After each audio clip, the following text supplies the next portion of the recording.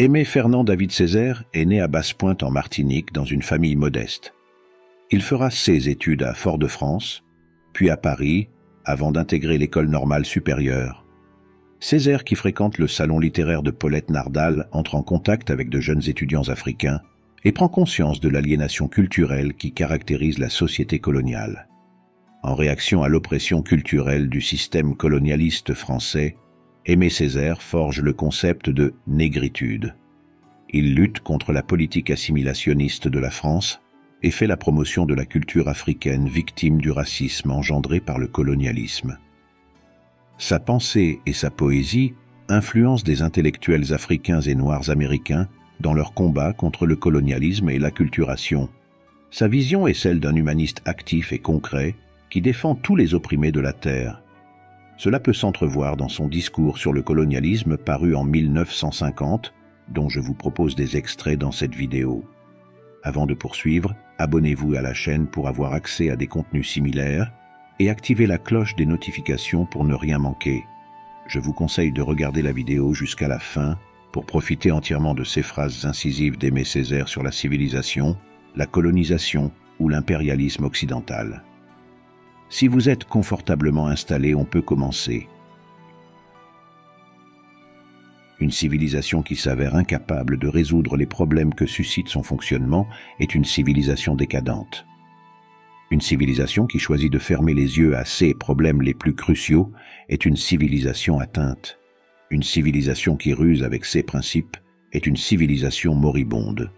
Le fait est que la civilisation dite européenne, la civilisation occidentale, telle que l'ont façonné 2 siècles de régime bourgeois, est incapable de résoudre les 2 problèmes majeurs auxquels son existence a donné naissance, le problème du prolétariat et le problème colonial, que, déférée à la barre de la raison comme à la barre de la conscience, cette Europe-là est impuissante à se justifier, et que de plus en plus elle se réfugie dans une hypocrisie d'autant plus odieuse qu'elle a de moins en moins chance de tromper. L'Europe est indéfendable. Il paraît que c'est la constatation que se confient tout bas les stratèges américains. En soi, cela n'est pas grave. Le grave est que l'Europe est moralement, spirituellement indéfendable. Et aujourd'hui, il se trouve que ce ne sont pas seulement les masses européennes qui incriminent, mais que l'acte d'accusation est proféré sur le plan mondial par des dizaines et des dizaines de millions d'hommes qui, du fond de l'esclavage, s'érigent en juges. On peut tuer en Indochine, torturer à Madagascar, emprisonner en Afrique noire, sévir aux Antilles. Les colonisés savent désormais qu'ils ont sur les colonialistes un avantage. Ils savent que leurs maîtres provisoires mentent, donc que leurs maîtres sont faibles. Et puisque aujourd'hui il m'est demandé de parler de la colonisation et de la civilisation, allons droit au mensonge principal à partir duquel prolifèrent tous les autres. Colonisation et civilisation. La malédiction la plus commune en cette matière est d'être la dupe de bonne foi d'une hypocrisie collective, habile à mal poser les problèmes pour mieux légitimer les odieuses solutions qu'on leur apporte. Cela revient à dire que l'essentiel est ici de voir clair, de penser clair, entendre dangereusement, de répondre clair à l'innocente question initiale. Qu'est-ce en son principe que la colonisation? De convenir de ce qu'elle n'est point, ni évangélisation, ni entreprise philanthropique, ni volonté de reculer les frontières de l'ignorance, de la maladie, de la tyrannie, ni élargissement de Dieu, ni extension du droit, d'admettre une fois pour toutes, sans volonté de broncher aux conséquences, que le geste décisif est ici de l'aventurier et du pirate, de l'épicier en grand et de l'armateur, du chercheur d'or et du marchand, de l'appétit et de la force, avec, derrière, l'ombre portée, maléfique, d'une forme de civilisation qui, à un moment de son histoire, se constate obligée, de façon interne, d'étendre à l'échelle mondiale la concurrence de ces économies antagonistes. Poursuivant mon analyse, je trouve que l'hypocrisie est de date récente, que ni Cortés découvrant Mexico du haut du Grand Teocalli, ni Pizarre devant Cusco, encore moins Marco Polo devant Cambaluc, ne protestent d'être les fourriers d'un ordre supérieur, qu'ils tuent, qu'ils pillent, qu'ils ont des casques, des lances, des cupidités, que les baveurs sont venus plus tard, que le grand responsable dans ce domaine est le pédantisme chrétien pour avoir posé les équations malhonnêtes. Christianisme égale civilisation, paganisme sauvagerie, d'où ne pouvaient que s'ensuivre d'abominables conséquences colonialistes et racistes, dont les victimes devaient être les Indiens, les jaunes, les nègres. Cela réglé, j'admets que mettre les civilisations différentes en contact les unes avec les autres est bien. Que marier des mondes différents est excellent. Qu'une civilisation, quel que soit son génie intime, à se replier sur elle-même s'étiole. Que l'échange est ici l'oxygène, et que la grande chance de l'Europe est d'avoir été un carrefour, et que, d'avoir été le lieu géométrique de toutes les idées, le réceptacle de toutes les philosophies, le lieu d'accueil de tous les sentiments en a fait le meilleur redistributeur d'énergie. Mais alors je pose la question suivante. La colonisation a-t-elle vraiment mis en contact? Ou, si l'on préfère de toutes les manières d'établir le contact, était-elle la meilleure? Je réponds non. Et je dis que de la colonisation à la civilisation, la distance est infinie, que de toutes les expéditions coloniales accumulées, de tous les statuts coloniaux élaborés, de toutes les circulaires ministérielles expédiées, on ne saurait réussir une seule valeur humaine. Il faudrait d'abord étudier comment la colonisation travaille à déciviliser le colonisateur, à l'abrutir au sens propre du mot, à le dégrader, à le réveiller aux instincts enfouis, à la convoitise, à la violence, à la haine raciale, au relativisme moral, et montrer que chaque fois qu'il y a au Vietnam une tête coupée et un œil crevé, et qu'en France on accepte une fillette violée, et qu'en France on accepte un malgache supplicié, et qu'en France on accepte, il y a un acquis de la civilisation qui pèse de son poids mort, une régression universelle qui s'opère, une gangrène qui s'installe, un foyer d'infection qui s'étend, et qu'au bout de tous ces traités violés, de tous ces mensonges propagés, de toutes ces expéditions punitives tolérées, de tous ces prisonniers ficelés et interrogés, de tous ces patriotes torturés, au bout de cet orgueil racial encouragé, de cette jactance étalée, il y a le poison instillé dans les veines de l'Europe et le progrès lent, mais sûr de l'ensauvagement du continent. Et alors un beau jour, la bourgeoisie est réveillée par un formidable choc en retour. Les Gestapos s'affairent, les prisons s'emplissent, les tortionnaires inventent, raffinent, discutent autour des chevalets. On s'étonne, on s'indigne. On dit, comme c'est curieux, mais bah, c'est le nazisme, ça passera. Et on attend et on espère, et on se tait à soi-même la vérité que c'est une barbarie, mais la barbarie suprême, celle qui couronne, celle qui résume la quotidienneté des barbaries. Que c'est du nazisme, oui, mais qu'avant d'en être la victime, on en a été le complice. Que ce nazisme-là, on l'a supporté avant de le subir, on l'a absous, on a fermé l'œil là-dessus, on l'a légitimé. Parce que, jusque-là, il ne s'était appliqué qu'à des peuples non européens.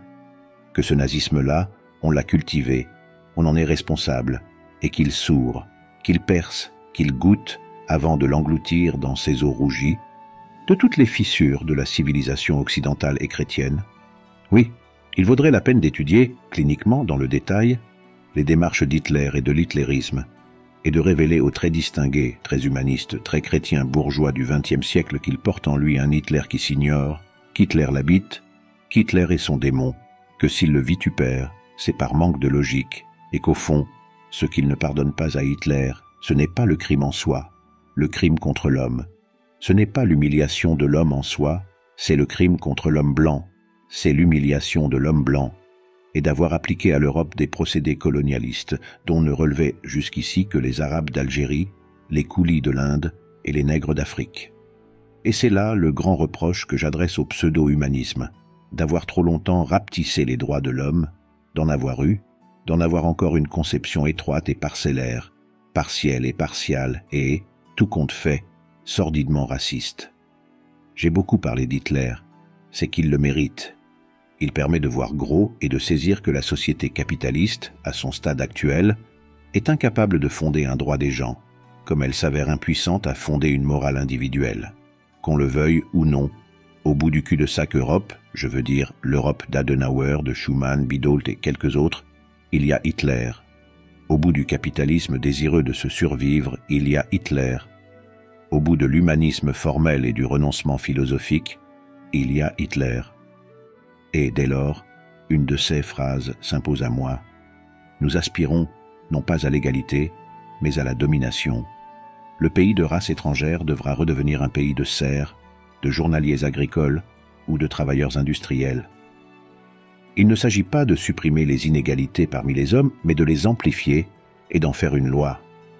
Cela sonne net, hautain, brutal, et nous installe en pleine sauvagerie hurlante. Mais descendons d'un degré. Qui parle? J'ai honte à le dire, c'est l'humaniste occidental, le philosophe idéaliste.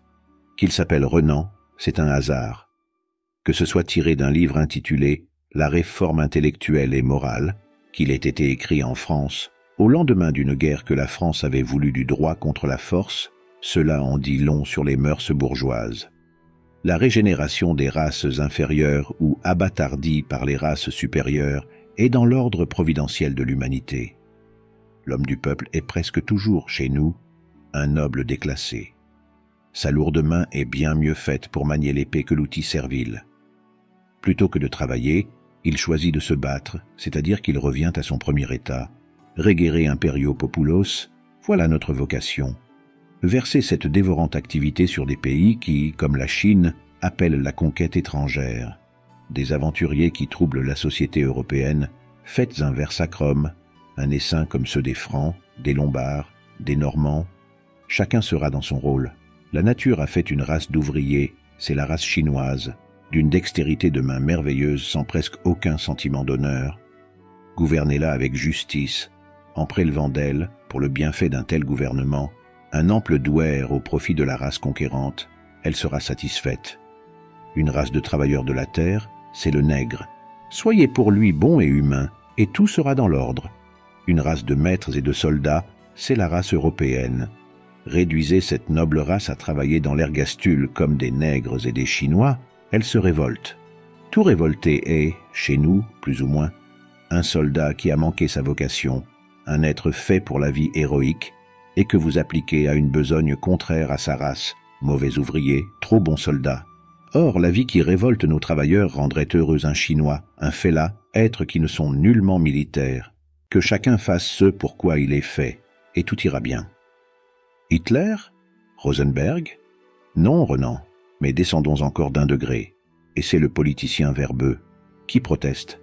Personne que je sache. Lorsque M. Albert Sarraut, tenant discours aux élèves de l'école coloniale, leur enseigne qu'il serait puéril d'opposer aux entreprises européennes de colonisation un prétendu droit d'occupation, et je ne sais quel autre droit de farouche isolement qui pérenniserait en des mains incapables la vaine possession de richesses sans emploi, et qui s'indigne d'entendre un certain R.P. Bard assurer que les biens de ce monde, s'ils restaient indéfiniment répartis, comme ils le seraient sans la colonisation, ne répondraient ni aux desseins de Dieu, ni aux justes exigences de la collectivité humaine, attendu, comme l'affirme son confrère en christianisme, le R.P. Müller, que l'humanité ne peut pas souffrir que l'incapacité, l'incurie, la paresse des peuples sauvages laissent indéfiniment sans emploi les richesses que Dieu leur a confiées avec mission de les faire servir au bien de tous.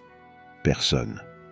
Je veux dire pas un écrivain patenté, pas un académicien, pas un prédicateur, pas un politicien, pas un croisé du droit et de la religion, pas un défenseur de la personne humaine. Et pourtant, par la bouche des Sarraut et des Bard, des Müller et des Renan, par la bouche de tous ceux qui jugeaient et jugent licite d'appliquer aux peuples extra-européens et au bénéfice de nations plus fortes et mieux équipées, une sorte d'expropriation pour cause d'utilité publique, c'était déjà Hitler qui parlait. Où veux-je en venir? À cette idée que nul ne colonise innocemment, que nul non plus ne colonise impunément, qu'une nation qui colonise, qu'une civilisation qui justifie la colonisation, donc la force, est déjà une civilisation malade, une civilisation moralement atteinte, qui, irrésistiblement de conséquence en conséquence, de reniement en reniement, appelle son Hitler. Je veux dire son châtiment. Colonisation, tête de pont dans une civilisation de la barbarie d'où, à n'importe quel moment, peut déboucher la négation pure et simple de la civilisation. J'ai relevé dans l'histoire des expéditions coloniales quelques traits que j'ai cités ailleurs tout à loisir. Cela n'a pas eu l'heure de plaire à tout le monde.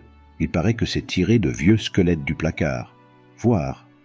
Était-il inutile de citer le colonel de Montagnac, un des conquérants de l'Algérie? Pour chasser les idées qui m'assiègent, quelquefois, je fais couper des têtes, non pas des têtes d'artichauts, mais bien des têtes d'hommes. Convenait-il de refuser la parole au comte d'Hérisson? Il est vrai que nous rapportons un plein baril d'oreilles récoltées, pair à pair, sur les prisonniers, amis ou ennemis. Fallait-il refuser à Saint Arnaud le droit de faire sa profession de foi barbare? On ravage, on brûle, on pille, on détruit les maisons et les arbres. Fallait-il empêcher le maréchal Bugeaud de systématiser tout cela dans une théorie audacieuse et de se revendiquer des grands ancêtres? Il faut une grande invasion en Afrique qui ressemble à ce que faisaient les Francs, à ce que faisaient les Goths. Fallait-il enfin rejeter dans les ténèbres de l'oubli le fait d'armes mémorable du commandant Gérard et se taire sur la prise d'Ambic, une ville qui, à vrai dire, n'avait jamais songé à se défendre? Les tirailleurs n'avaient ordre de tuer que les hommes, mais on ne les retint pas. Enivrés de l'odeur du sang, ils n'épargnèrent pas une femme, pas un enfant. À la fin de l'après-midi, sous l'action de la chaleur, un petit brouillard s'éleva. C'était le sang des 5000 victimes, l'ombre de la ville, qui s'évaporait au soleil couchant. Oui ou non, ces faits sont-ils vrais? Et les voluptés sadiques, les innommables jouissances qui vous frissolisent la carcasse de Loti quand il tient au bout de sa lorgnette d'officier un bon massacre d'Anamites, vrai ou pas vrai? Et si ces faits sont vrais, comme n'est au pouvoir de personne de le nier, dira-t-on, pour les minimiser, que ces cadavres ne prouvent rien. Pour ma part, si j'ai rappelé quelques détails de ces hideuses boucheries, ce n'est point par délectation morose, c'est parce que je pense que ces têtes d'hommes, ces récoltes d'oreilles, ces maisons brûlées, ces invasions gothiques, ce sang qui fume, ces villes qui s'évaporent au tranchant du glaive, on ne s'en débarrassera pas à si bon compte.